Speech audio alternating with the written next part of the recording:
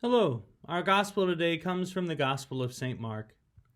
Jesus left the district of Tyre and went by way of Sidon to the Sea of Galilee, into the district of the Decapolis.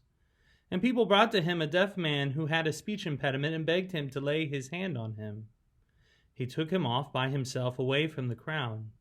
He put his finger into the man's ears, and spitting touched his tongue. Then he looked up to heaven and groaned and said to him, Ephphatha, that is, be open.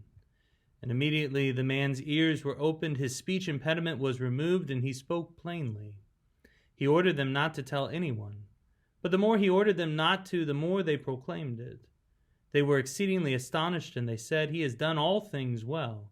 He makes the deaf hear, and the mute speak. The Gospel of the Lord. Praise to you, Lord Jesus Christ.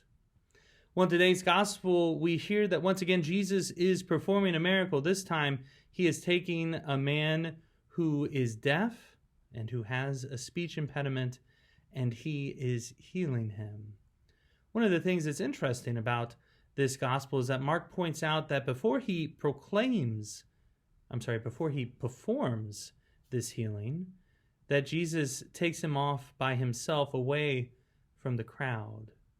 And I think that this is a reminder that Jesus is so very attentive to every one of our needs, that Jesus doesn't have a one-size-fits-all plan, but that he desires to give each one of us exactly what it is that we need, that he wants to encounter us in a way that will work, that is important for us.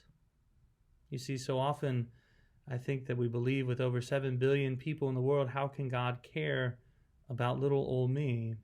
Yet we see right here in today's gospel that Jesus cares very much, and he's willing to do what works for each person. God knows you, he loves you, and he has a special plan for you. And that, my friends, is good news. So this day, let us open ourselves up to the Lord so that he might share with us just a little bit more of the plan that he has for us, that we might be open to whatever healing it is that we need in our lives. And may we too rejoice in all the good things that the Lord has done for us. God bless.